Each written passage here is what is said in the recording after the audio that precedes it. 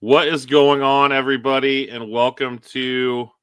I'm not going to say it. I was going to be really mean and talk some trash about our edition. But welcome to your opening drive, National Champion Celebration Day edition. As always, Right. I am Jeremy the Couch Potato. Opposite side of the screen, we got Coach Slate. We are here courtesy of Cornerstone Home Remodeling, the Barn Baseball and Softball Academy. And pretty interesting day in Buckeye land, sir. But how are you doing? Yeah, man. It's definitely an interesting day. But yeah, man, everything's good this way. Been a good weekend so far. A lot of time at the house. Wife was working bingo today to make some money for Willa and gymnastics, and so just doing that whole thing. But yeah, man, quiet weekend, just chilling. Not going to complain about that, man. How's everything with you? Same, very quiet. Is that the Knights of Columbus bingo? Oh yeah. Oh yeah. The Yeah. Marionaires love the Knights of Columbus bingo. Listen, man, I got a great story, man. I gotta tell my Knights of Columbus story. So I was, when I was an assistant coach at Harding, Coach Brady used to make us, work. Yep. We would make $400 to $500 every time we went, and Coach Brady, we each had to do 4 different times. So we would start in January, and we had until June to do 4 different times. Easy way to make some money. And so we would sign up and we would go out, and we would always make like $3,000 total in the year doing just bingo.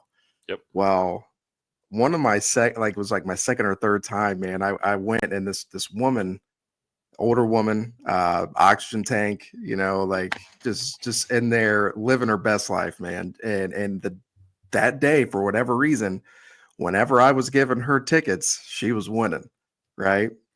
And she said to her neighbor, I'm going to start calling him Black Stallion. And so your header to that. And so every time she would need a ticket or she would win, she would just raise her hand up and be like, Stallion. and all the coaches would just die laughing. I'd have to go right over there. And yeah, she ended up giving me like $50. She tipped me like $50. You got a tip, okay. Yeah, she won the entire day. I mean, it was great. And so everybody made fun of me for that. But yeah, that was the only time I ever saw her too. So I don't know if she ever came back, but yeah, shout out to that lady, man. She definitely donated a lot to the Marion Harding football team. So I'm gonna piggyback off of that. We were working baseball or bingo for baseball. It was me, Brandy, who is the mother of Alex and Wes Stokes, who you guys have heard us kind of talk about over, and my guy Jay Murphy, Ridgedale guy, and we were doing the Thursday night before Christmas one year, which is a huge bingo event. They bring in pizzas and cakes and gifts. Oh yeah, and so take every stereotype you have about bingo, add some steroids to it, and that's what you've got. Troll dolls and daubers everywhere. Yeah. And lady with an oxygen tank takes a liking to Jay. Okay. So they were getting ready to send us to the back because they do like the rapid fire and they don't want any distractions. And she goes, "Hey, honey," and she calls for Jay again. And he thought she was going to, get some tickets right before the end. "Can you go get me a piece of cake, a soda, and a piece of pizza?" And so she sends Jay to get her food. Well, then we come back out. She sends him again. Oh, my gosh. So, dude, yeah. That working up there, it is an experience. It is, but it's fun. It makes you a better person. Everybody should have to do it. Yeah. It is great money, though, for whatever team Absolutely you're working with. Absolutely. So yeah, shout out Aaron for dealing with the Marionaires today. Yeah, Aaron and Gigi, my mother-in-law. So she was out there braving the elements as well. So shout out to those two, man. They nice. They got it done today in the name of Mid-Ohio Gymnastics. Love it. So Buckeyes celebrated the Natty today. Looked like a good crowd. A little chilly. Thing that jumped out to me about this, excuse me. I know that one of us forgot it was on today because they were too too occupied being dad, Yeah. which, that's the spoils of having the littles. Ryan Day has his swagger back, man. Oh Like, yeah, no doubt. watching him walk into that stadium, listening to him talk, look out, Death Star activated. Yeah. And again, if we said it last time, if you haven't looked at Ryan Day's Twitter feed to see the CJ Barnett tweet, do it. Like, it Yeah. will make you realize where he's at. Yeah. But 5 minutes after it's done comes the news that Jim Knowles is going to Penn State. Yeah. Penn State fans are acting like they won the Super Bowl. But little brother finally got something they wanted. Yeah, man. It was today it was just weird. I thought it was weird when I did catch up. I tried to rewind and watch it from the beginning. I just thought it was weird, Coach Kelly not being there, Coach Knowles not being there. Just kind of like tipped me off to a little. I'm like, man, maybe something's up. And then when you were listening to him do the introductions and just the way that he was, introducing some of the coaches, like you said, with Coach G, Coach Guerreri, he was, talked about him being a young superstar and all these different things. And, like he did give Coach Knowles some praise, but it was very brief. And so I just thought those things were interesting, but it took me back to, 2015, watching, Braxton being on the stage with JT and with Cardale, because, that was the year Braxton had gotten hurt. And so, I remember him being on the stage and I thought that was so cool. Oh man, he's coming back. Like, it's going to be so sweet. And so it made me think of those times, but anytime you can pack, get 30,000 people in the shoe to celebrate a natty, like you can't really complain too much. Like nothing's going to take us, you and I specifically, off of that natural national championship high that we've been on. It's part of it, man. Nick Saban had to deal with this every single year, always trying to find new coaches. And, we'll dive into, where he's going and what we think of that. But yeah, man, it's all part of it, man. When you're a winner and you do what Ohio State did specifically this year, not just win a national championship, but the way that they did it, the way that they cultivated people, the way that they leaned on their culture, people want a piece of that.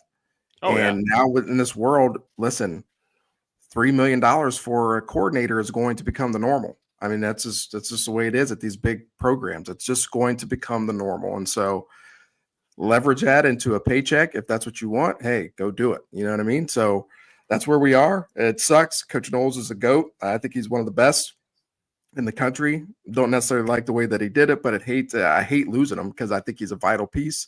And so it sucks that Coach Day doesn't really get to enjoy this for too long, because now he's got to think about, okay, I got spring ball coming up in about 8 weeks. So I got to make sure that I've got somebody in place. Yeah, I mean, so with Coach Kelly, we'll go ahead and pivot a little bit because we were going to talk about Coach Kelly after we talk about Knowles. Coach Kelly was recruiting yesterday in California.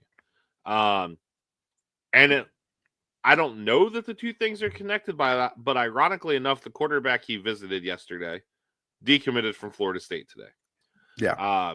Even if Chip leaves, which we all knew Chip was a rental. We were not going to get some insanely long tenure of Chip Kelly at Ohio State. Chip took a year to figure out kind of what he wants to do, and it sounds like what he wants to do is go to the league. Yeah. He's tied to jobs in Houston, Tampa, Jacksonville.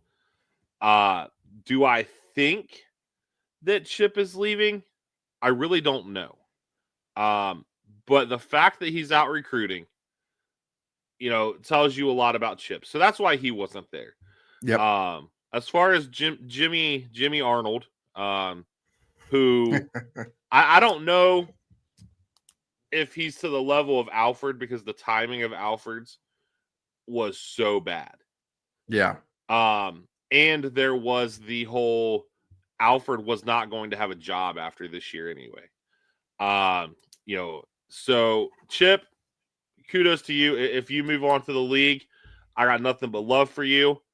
Go do you. Yeah. back to Knowles, AKA the villain. Assistant coaches are mercenaries. We know that. Yeah, man. Those guys they live and die with a head coach. They live and die they are way more expendable. The buyouts are less. The numbers are less. Yeah. This wasn't about money. No. There's no way in hell. What's the deal? 3.1, 3.2, Yeah. they're saying. Yep. Ohio State would have paid it. Yep. You are bordering, as we watch the Chiefs and Bills, Steve Spagnuolo money. Steve Spagnuolo makes $3.5 million, I think is the number. Yeah, it's crazy, man. Which, okay, cool, whatever. My bigger issue, now, we obviously don't know for sure everything out there yet. The closest thing any of the Ohio State beat guys have put out is Alex Gleitman put out, long story short, there is a rift that started between Day and Knowles after the Oregon game. Ironic. Defense gets torched in the Oregon game. That was the turning point. Day demanded change. Basically, Knowles got butthurt. Obviously, we have talked numerous times about the disconnect between Larry Johnson and Knowles. And I think you combine that with the pressure that is Ohio State. It's something that Jim Knowles had never had to experience. When you look at everywhere he came from, they were all pretty low pressure gigs. Yeah. There's also talk, and I think it actually worked out for the best, that Knowles was the catalyst behind Perry Eliano getting fired. Yeah. And again, I think big picture that worked out for Ohio State. I think, and I'm not just saying this because Knowles left. Recruiting is the lifeblood of college football, be it high school recruiting, the portal, whatever. Yep. Jim Knowles didn't recruit.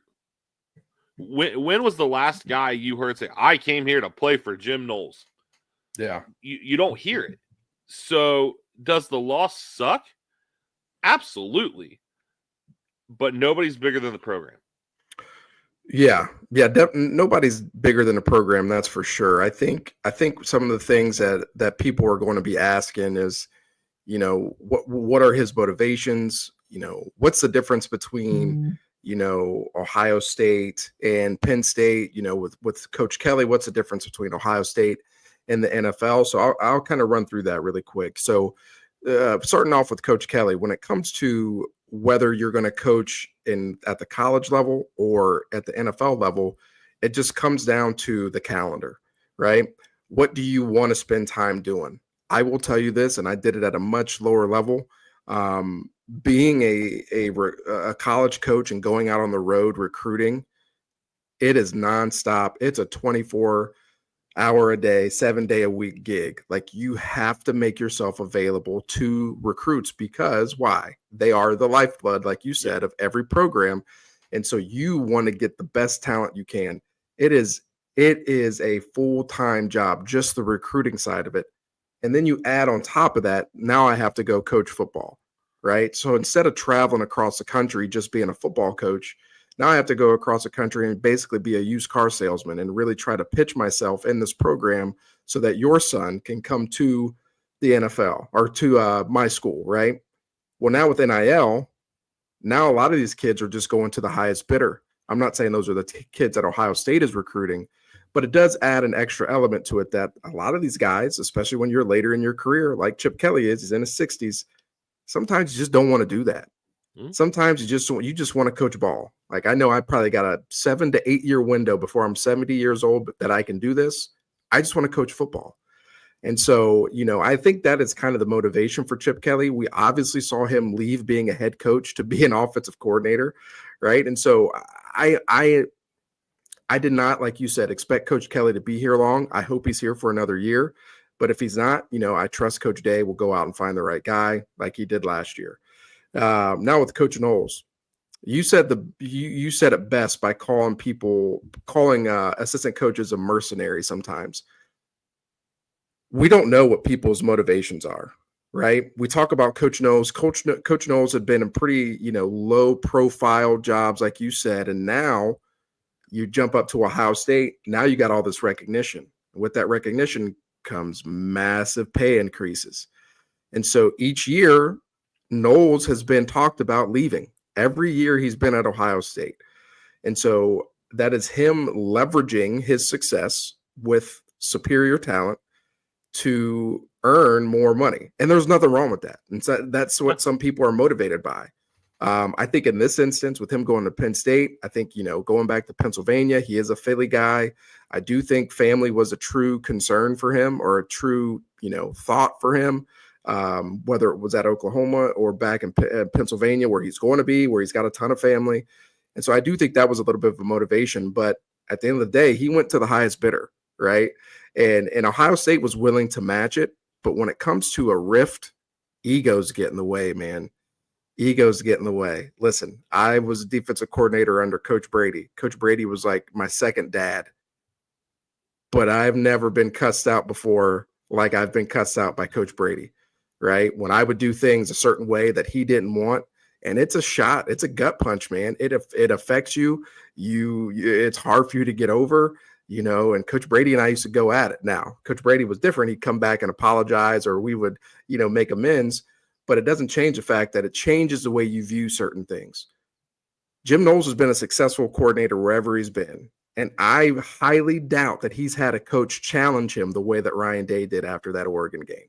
And people could say that it's because of Larry Johnson. I guarantee you Larry Johnson was challenged as well. Oh, yeah. And so when you get that, when you reach that point in your career and you feel like, hey, like, I don't really need to put up with this anymore. I achieved what I needed to achieve, and I'm going to go move on. You just go do it. And the dude is 60 years old, right? He's not going to be doing this for much longer. And so, go be happy. And if that's what's going to make him happy, it sucks for us, but hey, it is what it is. I trust that we'll find the right guy. So I know that's just a little insight to, I think, what goes through a lot of people's minds when they're making these decisions. When you're good, people want your talent. People want what you have. That's bottom line. What we did this year, people want that. And so James Franklin is in a make or break season. He's got all these guys coming back. He's natty or bust like Ohio State was this year. What's he going to do? He's going to go all in. I'm going to do whatever it takes. I need you to expand. I'm going to go to the AD. I need you to expand my coaching, salary pool, and we need to get the best. And he did. And shout out to him for going out and doing that. And shout out to their AD for being willing to pony up money. I don't think it's going to make a difference. I think they're going to be good. I think they'll be the preseason number one. But I think there are other things that are going to hold them back. But, I could be wrong. And it'll be fun to play them next year. And I hope that, we beat them and we hang like 40 plus on them. And, that will be an exciting day for Buckeye Nation. Yep. November 1st. We'll see you, Jimmy. Obviously the reaction of the players, again, we cannot confirm this, but it seems one of two things happened. Either he did not tell anybody he was leaving, because that's some of the scuttlebutt out there, is that he basically ceased communications with Ohio State after like Thursday. Yeah. But then there's also people saying that he told guys he was coming back. Jermaine Matthews' tweet makes me think that. He put up the picture after the Natty and he just put Super Gremlin. Yeah. This defense is going to have some new faces to it next year, but like these guys are going to come out with a point to prove now. It just sucks. Because he's leaving again. Like you said, it's to be expected. Tom Herman coached Ohio State to a natty on offense while technically being Houston's head coach. Yeah. We can say all we want about Tom Herman that we have found out since he left, but kudos to him for doing that. Luke Fickell knew he was leaving, and he stayed. So then obviously now, the question becomes, where do we go? Yep. There are a ton of names out there. Obviously, we're just going to go ahead and throw the one that's not going to happen out. But how freaking hilarious would it be if Nick Saban came to Ohio State to be the DC? Listen, man, I wouldn't rule anything out, man. You know, Pete Carroll just came back to coach the Raiders. Like the dude's 73 years old. Excited about that. And he should be. Pete Carroll, after his first stint in the NFL where he was not that good, and he has just won wherever he's went. And so I would be excited about that too if I were him. Bill Belichick is freaking coaching at North Carolina, right? And so like maybe Coach Saban's just like, hey man, I want to go coach ball. And you know, it could happen. Money talks, man. So I've got a list of 4, 5, 6. I got 7 names written down. Okay. I've got 4 that are very realistic. I have 2 that you actually know. We're going to add one to this one. I have 3 that you call if you don't want to go with a realistic one, and you make these guys say no. And then I have 1. You know, Caleb Downs, I don't know when the quote came from, but he basically said that when Nick Saban retired, he felt like Ryan Day became the best coach in college football. Yeah. And I have 1 name that follows the Saban model.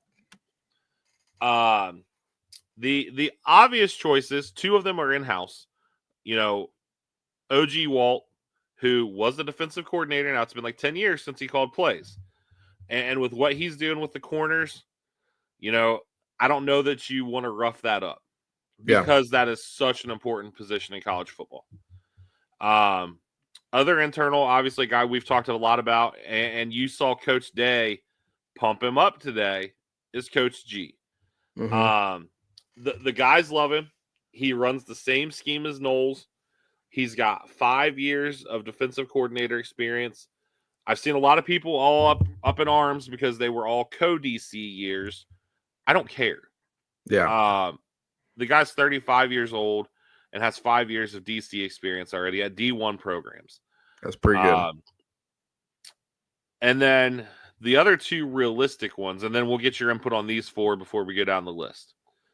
Randy Bates from Pitt, Ohio State alumni, I believe. Has been at Pitt since 18, I think. Yeah. And they're always just a smash mouth in your face defense. Yeah, their defense is solid. And then the 4th one, who Austin Ward came out and said today, Ryan Day has spoken with at least once in the last 2 to 3 days, a guy who, when Fickle left, I wanted. Jim Leonard. Yeah. Yeah, man. You know, I think there are so many different avenues that you can go. I think when you're trying to pick a coach, when you're trying to pick a coordinator, especially when you're thinking about, you know, the role that they're going to have on the defensive side of the ball, you know, Coach Knowles wasn't a position coach. He just kind of roamed. You know, is this guy going to have that same leeway? Okay, so if we bring this guy in and he just roams, what do we want him to implement? Do we want the scheme to be similar? Do we want him to just have full, you know, faith in what he is doing, or do we want to stick to what Coach Knowles was doing? Right. So there's just a lot of different intricacies when it comes to this. But you know, I think that list is a really good list. So if I'm Coach Day, I think Jim Leonard would probably be my first phone call. And it's just because, number one, Coach Day values NFL experience. He's got that. He's with the Broncos currently. When he was a DC at Wisconsin, obviously, you know, their defense was always stout. He was an innovator when it came to a lot of the odd front 3-4 stuff that he was doing. And so like, there's a lot of similarities between what him and Knowles did. He's younger, you know, he's early 40s, you know, he played for the Browns. That always is a plus in my book. So that would probably be my first phone call, right? Jim Leonard. I think he would be number one for me. With Coach G, Coach Guerreri, listen, he's only 35 years old, man. And to be 35 and to have 5 years of defensive coordinator play calling experience, I don't care if he was a co-DC, he was calling plays. It means something, right? Tom Allen, defensive coordinator at Penn State, who just left to go to Clemson, who in my mind is one of the best defensive coordinators in the country.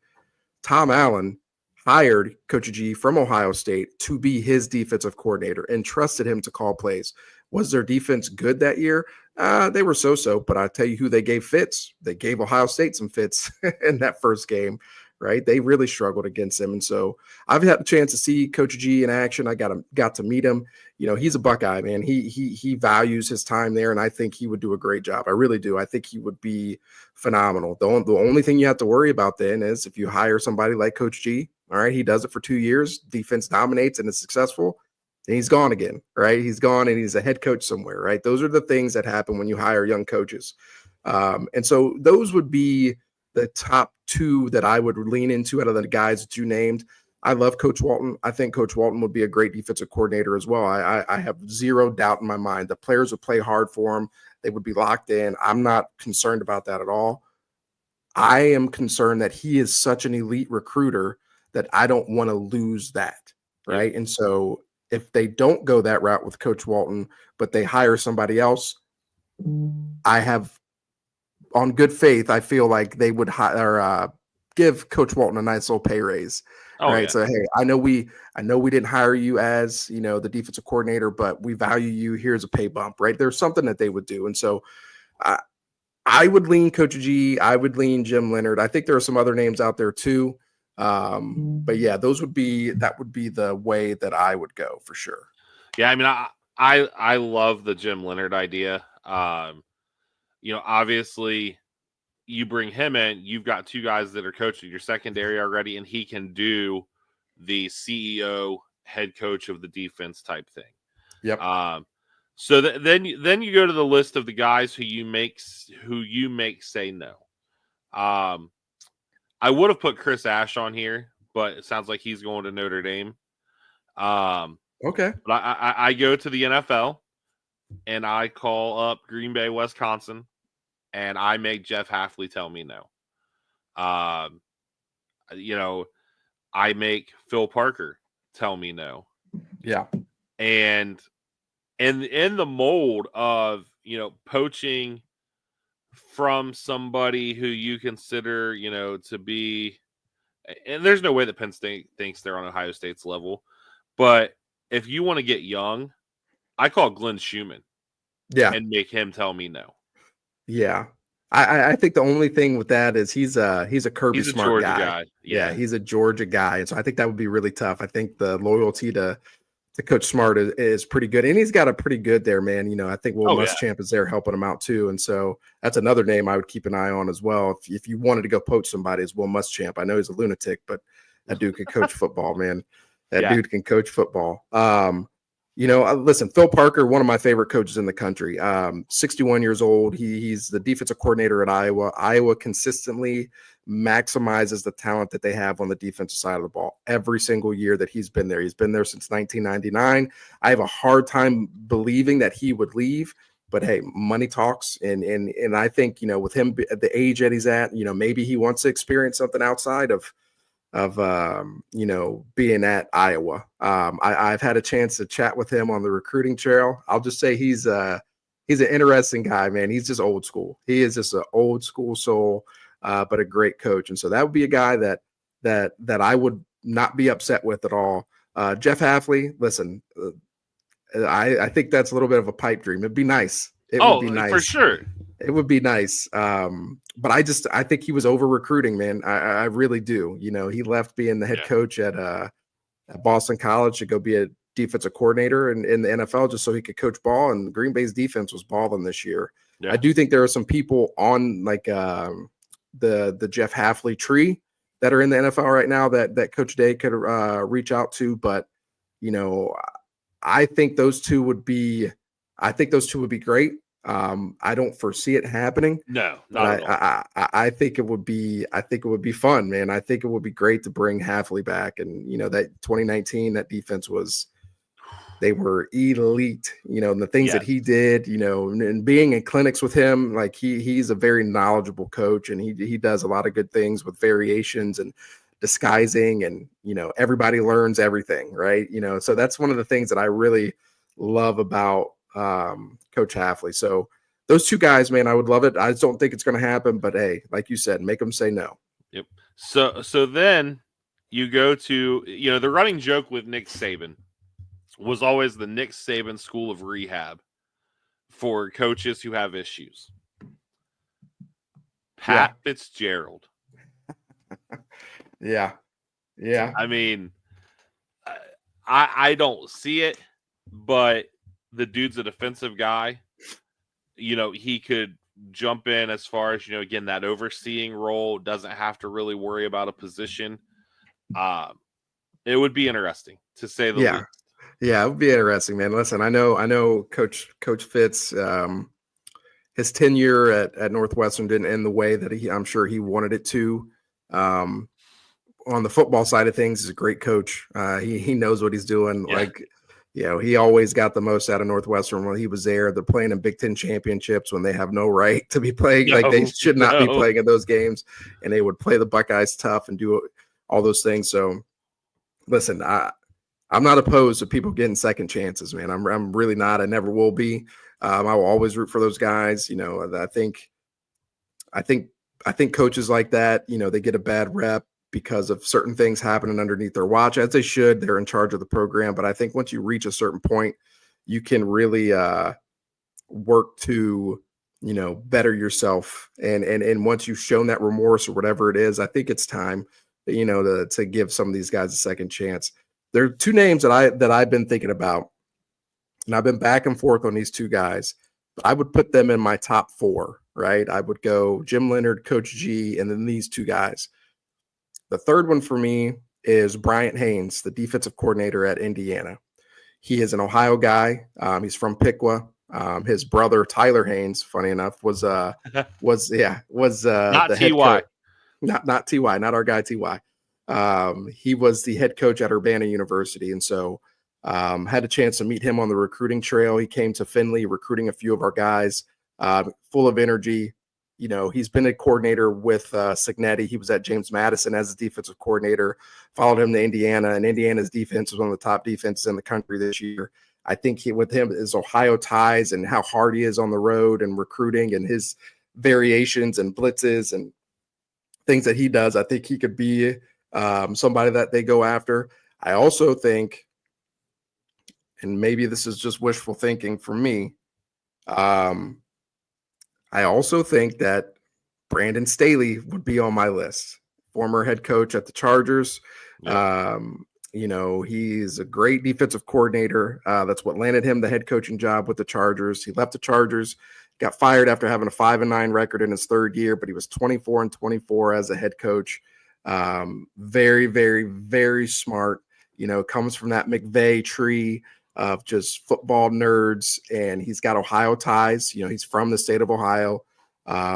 This past season, he was assistant head coach with the Niners, and I don't think he's going back to the Niners. And so I would add him to that list, man. He's a younger guy. He's only 42.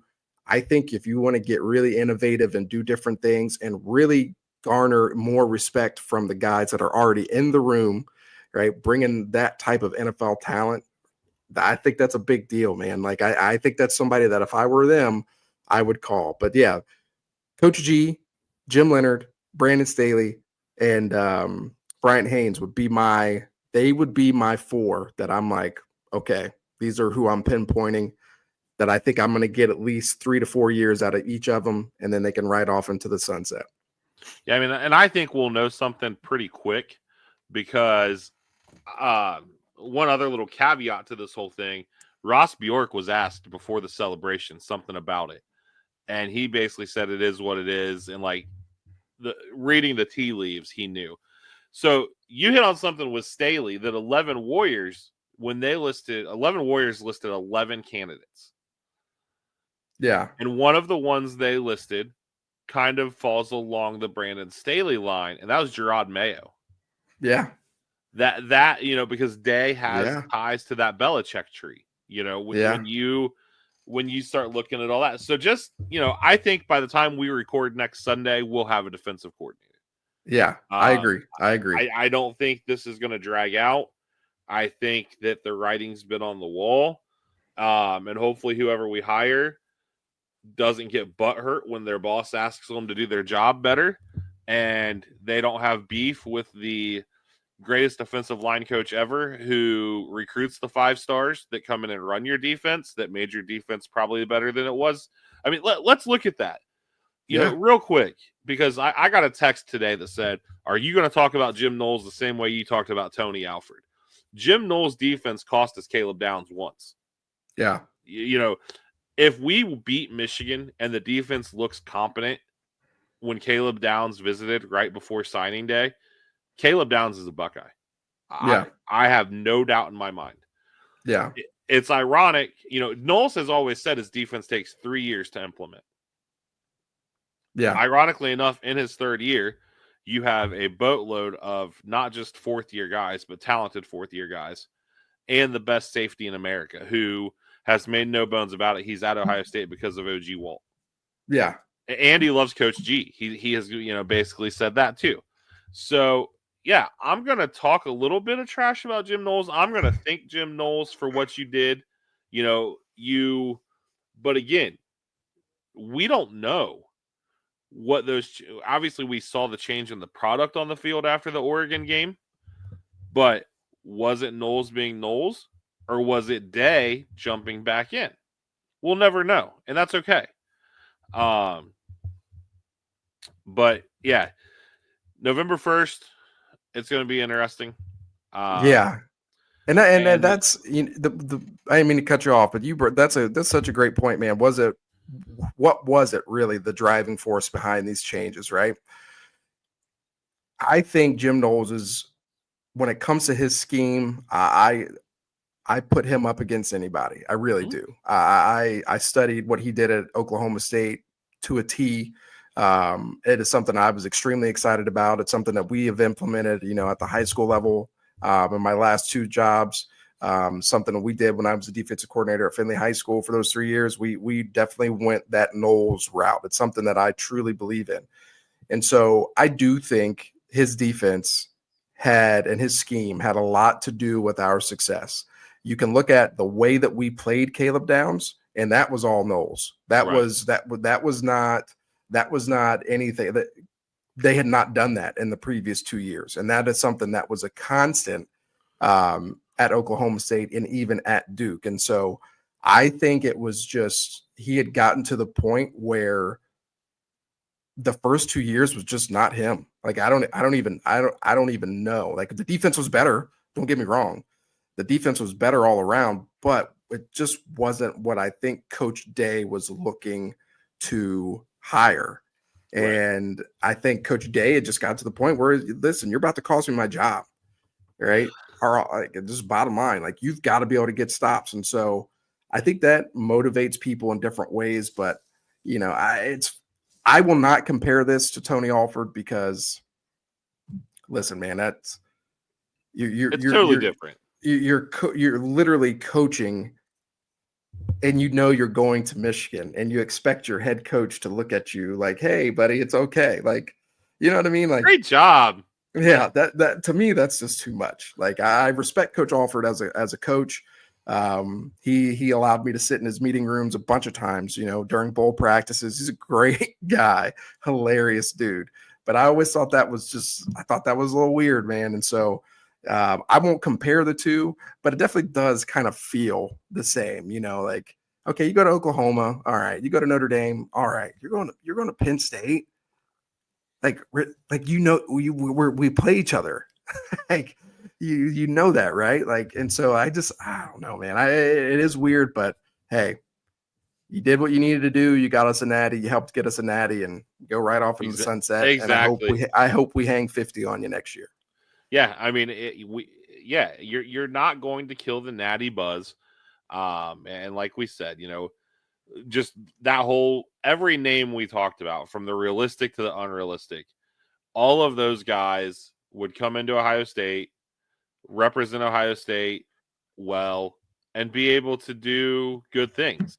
I do think you will see it be an odd front guy, though. I think that, I just don't think a traditional 4-3 works anymore.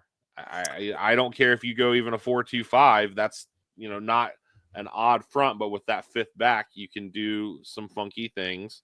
Obviously that's your wheelhouse, and I don't want to. But 3-3-5 obviously is kind of the way of the future, I think. But Yeah. you have to be able to adapt and go to a 4-3 when you face some of the teams you face in the Big Ten. You can't playing Iowa with a 3-3-5 is hard. Yeah. And I think our personnel has been built over these last 3 years to be more of that hybridized odd front, being able to kick down to a 4-man front. I think, obviously losing Jack and losing Jalen on the edge, JT on the edge, like we don't really. I mean, Kenyatta's great. I think Kenyatta's going to have double-digit sacks next year and end up being a top 3-round pick. I really do. I think Caden Curry is going to be great. I think he's going to just be a high effort guy. But after those two, you don't really have and even Caden Curry is not a traditional defensive end. He's a smaller guy. He's a hybrid guy. And so after that, you've got a bunch of hybrid guys on the defensive end. And so I think that is kind of where we are trending to with our personnel. So I kind of think you have to go that way. Yeah. But you do have to have the ability to be multiple. And that's the thing. We can't just be, like we were 2 years ago with Jim Knowles. We just stayed in 4-3 and that's what we did. Like we can't do that. And we showed that this year. Once we started varying things, bringing pressure, dropping people certain places, like we were a much better defense. And so I agree with you. I think the odd front is something that is going to be implemented quite a bit. I think you're going to see Edric Houston kick out to that strong side defensive end at times. With his size, he's perfect for it. And that allows you to have some fun with the Caden Currys, with the Kenyatta Jacksons, with the CJ Hickses. You could do a lot of different things with them. And so whoever we get, I hope that they do lean towards the odd front, man. But listen, they get paid millions of dollars to do it. And so, I trust Coach Day to find the right guy, and this defense will be rolling. I hope after the spring that we don't lose anybody. Like that's my thing. Yeah. Like that is my thing that I'm not worried about because I think Coach Day is going to find the right guy. But the guys seem to really enjoy being coached by Coach Knowles, and so it's something that's in the back of my mind. But I think we'll be all right. Yeah, I think so, because I think at the end of the day, those guys realize that, A, Coach Day is going to get it right, and B, you're at Ohio State. It's an appealing job. I mean, let's be honest. Even without the talent that's there, it's Ohio State. Yeah. So, you hit on, losing guys. Portal window, closed. NFL draft window, closed. Quinshon Judkins declares for the league. I don't think that's a surprise to anybody. Such a humble kid, man. Reading his thank you to the Buckeye Nation, seeing how supportive his mom has been. He's a running back with 2 years of heavy usage, and then the year at Ohio State. The running back position in the NFL is starting to get real sexy again, though. I mean, Saquon Barkley. By the way, go Eagles. Since in a shocker, the Bills get a first down, but not enough of the football crossed the line apparently for the refs to spot it properly, and the Chiefs score a touchdown off of it. Screw Patrick Mahomes and fake tough guy Travis Kelce. I love Travis Kelce. Love Travis Kelce, yeah. But Travis Kelce is like the frat boy who goes to the party, runs his mouth, and then has his buddies get in front of him. Like I said, I love Travis the person, but like he got the guy from Buffalo got a 15-yarder today, and Kelce was the one that instigated the whole thing. Yeah. But whatever. Defensively, though, whoever the new defensive coordinator is gets a couple of guys back. IGB and Sonny Styles both coming back. Yeah. You can't make this up. I mean, no, it's not to the level of last year because just the sheer numbers. But IGB was going to be a second, third, fourth round pick. Somewhere in the NFL. The NFL loves guys like him. Yeah. That's a Coach Wolt thing, I think. Yeah. Sonny, he's an Ohio kid. And the other thing lost on the Sonny thing, I was talking to somebody about this last night. This should have only been Sonny Styles' second year in college. Yeah, man. It's crazy. So, again, new position, played it like a freak. Massive to get those guys back. Yeah, it's huge, man. And that's one of the things that I love about NIL. It allows these guys opportunities to stay in college and get the experience of just being a college kid, and also get the experience of, hey, maybe I can run this back. Maybe I can win a natty, right? And IGB said it plain as day. I'm coming back so I can be a first round pick next year, right? Okay, that's fine. You can do that and still make $1 million by staying here. Like, that is the one thing that I enjoy about NIL. These guys get to stay in college, and now for those of us who really enjoy the NFL as well, they have so much more experience now entering the league, and that's why you're seeing rookies be able to play a lot sooner. Yep. It's because they're staying in college. And so that's one of the things I enjoy. I think one of the things that has gone, under the radar, and Berm and Bill Landis and Austin Ward brought this up, the fact that Jermaine Matthews and IGB are both going to be here, right? After last year, if you would have told me that's the case, I would have been like, absolutely not. Like, there's no way. Number one, you're going to have to pay for both of them. Yep. But number two, like, Jermaine's not sitting anymore, right? But now here we are, and now those are going to be the top two guys, and then you're going to have, Aaron Scott, Devin Sanchez, all these other studs right there with them. And so it's just like that cornerback room is just loaded. Shout out to OG Walt. I think it's phenomenal that Sonny Styles is coming back. He's still super young. I don't even know if he's 21 yet. Like, he is just he's a stud. And to bring him back, to couple him with, Arvell Reese, Peyton Pierce, and some of these other guys that we are going to have in the linebacker room is going to be huge. I have a good feeling that he'll be the Blocko recipient next year. That's just me. I could be wrong, but I think he will be. I agree 100%. But yeah, man, I'm excited about that, man. And it sucks to lose somebody like Quinshawn, but listen, man, you came to Ohio State, you did what you said you were going to do. Yep. You were fresh at the end of the season. You had under 200 carries. So you literally had 150 less carries this year than you had last season. And so shout out to that dude, man. He's going to go in the league. I hope he ends up on the Browns, him or Trey. I'll be very happy about that. But yeah, man, it's good, man. These guys get to go out the right way. And then some of these guys are coming back to try to do it again, man. So phenomenal. So speaking of coming back, I'm not going to lie. I was nervous all week that I really thought something was going to happen with Carnell Tate. There was just way too much smoke out there. You got a girlfriend, you've got NIL money, all the normal temptations. But then it hit me. You watch Carnell Tate after the Natty, and he makes the comment to Brian Hartline about, you better not go anywhere. Yeah. That tells you all you need to know about that kid. Yes, he could go be number one somewhere. And there are going to be games next year, just like we saw with Emeka this year. Carnell Tate is going to have massive numbers in games because Julian Sayin can sling the rock. Now, that's not to say that Julian Sayin is going to be the starter. I don't want people to think we're writing Lincoln Kienholz off at all. But Lincoln Kienholz is a special athlete. Julian Sayin is a special quarterback. Yeah. And then, lo and behold, it wouldn't be portal season without our friends from the 305. Now, again, it hasn't been stated that that's who is offering the $4.5 million to Jeremiah Smith. But I don't think there's any way, shape, or form it was not Miami. Yeah. And guess what? $5 million still wasn't enough for him to come play with bum-ass Carson Beck. It just, again, it speaks to what Brian Hartline has done. That, everybody wants these guys. Just like we said with the coaches. It's a good thing when people want your guys.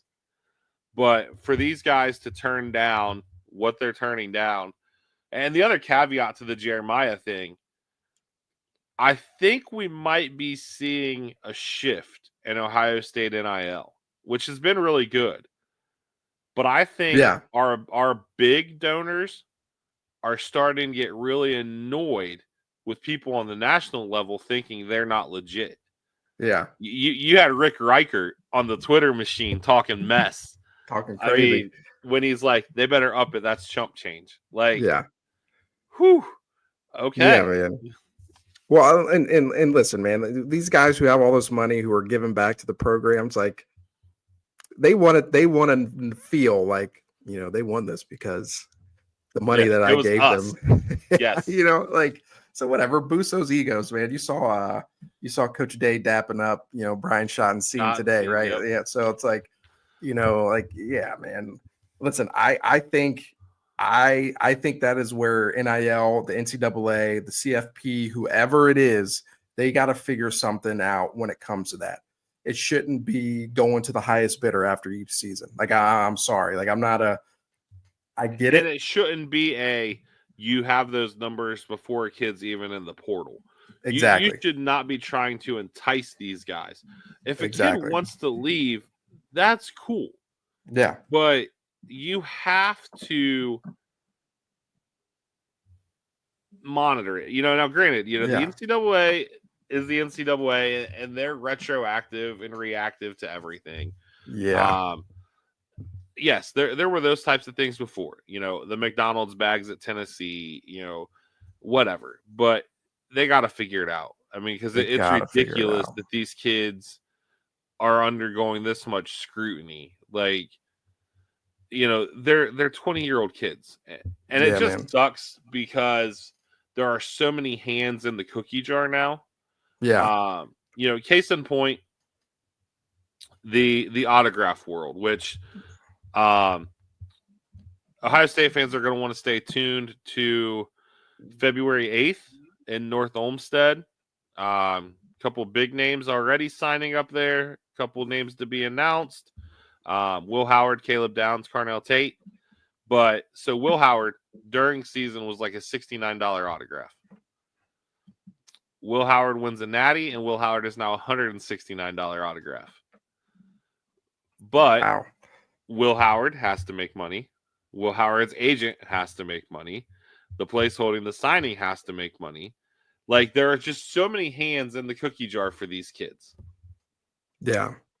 Yeah, it's crazy. I don't even have words for it, but when I think about all the money that JJ was getting thrown and the things that going on with Carnell Tate, I just that part of it just doesn't sit well with me. And I get it. There's tampering, there's back channels, there's a way that you can contact these people, but the fact that we had, we're worried about Carnell Tate leaving after having a really good year with us, and he's going to benefit from being the number 2 behind JJ. It's like, come on, man. Like, let's be real. But, those are guys that I truly believe are bought into the brotherhood, regardless of how much money that they're making.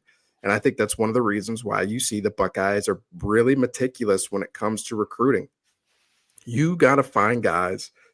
Yeah, we're going to take care of them financially, but they've got to be here, right? And those top-notch guys that we've gotten have stayed. And so that's something that I think the Buckeyes should be really proud of. But yeah, man, the Wild Wild West, it's just crazy, man. Uncle Phil is just trying to get a hold of everybody. Yeah, it is. So with the portal window closing, we tried to keep everybody updated, as the season went along, but I just wanted to go through real quickly who the Buckeyes lost in the portal and where they're going. Yep. Gabe Powers, was the first guy to go in the portal. He's going to Kansas State. Jaden Ballard to Wisconsin. Kojo Answe to Colorado State. Devin Brown did finally sign with Cal, like had been rumored. Miles Walker to Boise State. Aaron Nolan, South Carolina. Jaden Bonsu Pitt. Zen Mahalski to IU. George Fitzpatrick is joining Gabe at K-State.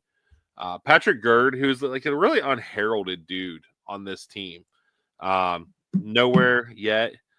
Mitchell Melton to UVA. Sam Williams-Dixon has not announced anywhere yet. And then you get into the guys who declared after the Natty. Calvin Simpson-Hunt is going to Baylor, so going back to his home state. Somewhere he should be able to put together some really good film against, some pretty potent offenses. Yep.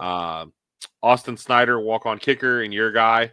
And then Hero Canoe I'm gonna guess he ends up somewhere out west Yeah. because that's another one you're hearing homesick with. But again, I can't confirm or deny that. Yeah. Yeah, once a Buckeye, always a Buckeye, man. I will root for those guys no matter where Yeah. they go. Kojo Antwi is somebody that I want to see find as much success as possible. Yes. The kid stuck around, man. I think he ended up taking a redshirt year this year, so he'll be a redshirt junior next year. So he'll have 2 years to play. And I think Colorado State has gotten a stud, man. You see him in practice, like the kid can play. Like he's a really good receiver. He just couldn't find the field, and so. Yeah. I hope these guys, Mitchell Melton and all those guys you just named, man, I just hope they go find as much success as possible. For the guys that stuck it out and stayed and played in the national championship like Mitchell Melton did. And like, shout out to you guys, man. You did it. In my opinion, and there's not a right way. I think it's hard to say that, they did it the right way, but they did it the way that you would like them to do it. Yes. Right. And so shout out to those guys, man. And it sucks, but there are some studs coming in, and right. This is going to be an every year thing. We're going to have guys that are going to seek better opportunities, seek more money, different things. It's going to happen every single year. That's just something that we got to get used to, and the Buckeyes got to get used to it. The coaching staff, and I think you're going to see us become a even more well-oiled machine when it comes to these things. I think. It still takes time. I think people are still trying to figure out roster management, especially now with the scholarship limitations. Well, I don't want to say limitations, but you got 105 scholarships that you can give out, but now you can give out partial scholarships. And so I think there's so much that goes into it now, and this is going to be it. You're going to lose, 10 to 15 guys every single year to the portal. Yeah, and all of those guys, like you said, did it the right way. Because it's not like anybody on that list was bag chasing. I think all of those guys are legitimately pursuing better opportunities for playing time, which is what the whole portal is designed for. Same now, Ohio State so far over the life of the portal, I would say we're plus for the portal. When you look at guys who have been brought in to contribute versus guys who have left and their output. Now, Jamison Williams, again, goes to Alabama, does really well. There have been a couple other guys. The guy I'm thinking of I'm drawing an absolute blank. But with that list, yeah, I hope all those guys go out and thrive. Kojo, I think Colorado State's really hoping he can bring some stability and bring that Ohio State mentality to their team, which I think is what you hope for when you bring in a kid like that. Absolutely, man. And we'll see how it all shakes out. I don't think the Buckeyes will be done in the portal. I think in April, when the spring portal opens up, I think there will be some bodies that are added. I think D tackle somewhere that they may look. I think there are some other spots as well. I think they are still going to try to bring in a veteran quarterback. That doesn't mean it's going to be the starter. And so we'll get to do it all over again in April. We will see. But I think, I don't think we're looking into kicker anymore. Shout out my guy, Jaden Fielding. Autograph signing February 8th at Polaris. Jaden Fielding, if you want to go tell him you're sorry, I might do that personally. And tell him, I'm glad his parents had a great name picked out for him as well. But yeah, I think that's all I've got right now. What about you? Yeah, really quick. So we've been doing this thing a year now. Shout out to us, man. We've been doing this for a year, man. But no, seriously, we're trying to make this experience as better or as good for everybody as possible. We do have some people that are going to be helping us with some social media stuff and different graphics and everything. And so we're trying to make this as good as possible. So just continue to give Jeremy and I feedback, what you like, what you don't like, different things like that. That's something that we don't have the biggest egos. We're going to take it on the chin if you don't like certain things, and we'll try to make it better. And so as we're in year 2 of doing this, just think about some things that we can do to make this experience for you even better, man. So it's been fun. I love it. It's something I look forward to every single week. the late nights will stay up. I mean, it's 10:30 right now. We're still doing this. I got to wake up and not too long from now to get ready to go to work. So, but shout out to all the listeners, man. We really appreciate everything, man. Yeah, absolutely. And yeah, for sure. Throw it out there. And we're going to try, we're always brainstorming new things. One of the things we have talked about for 6 months now, and we might finally be gearing toward it in March. I haven't even talked to Slade about this yet, is we want to do a live of somewhere. There's an event going down sometime in March in Marysville that I am trying to get us tied in with, an autograph signing at a card shop down there with Mr. Cardell Jones. Oh, that'd be sweet. So if we can make that happen, and the graphics, we posted some of the new graphics today, and they're fire. Actually, when we get done here, speaking of late night working, I have to remember some passwords for some things of ours. And, we're excited to be working with a new team member, basically. Yeah. Yeah, man. But, that's the shout out to us. This guy reached out to us. So, yeah, man. Yeah. And, shout out Slate's guy, Luke, did an autograph signing today.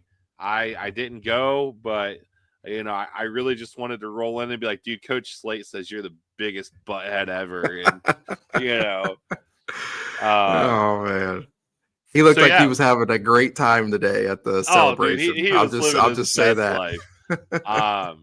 If you didn't watch the celebration, shame on you, because it was entertaining. One last thing, our friend Honda Accord, when asked about Ohio State losing to Michigan, said that things come full circle. There was a full circle moment at the celebration today.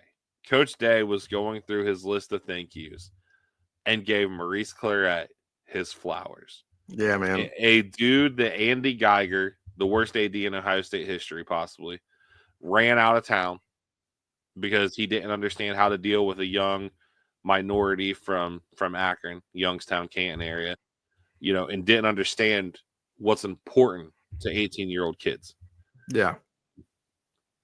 To be ran out of town and obviously go down one hellacious, black hole. But what a story of retribution. Yeah. You can say what you want about 18-year-old Maurice Claret and bulletproof vests and AK-47s. You can say what you want to about business dealings, Maurice Claret.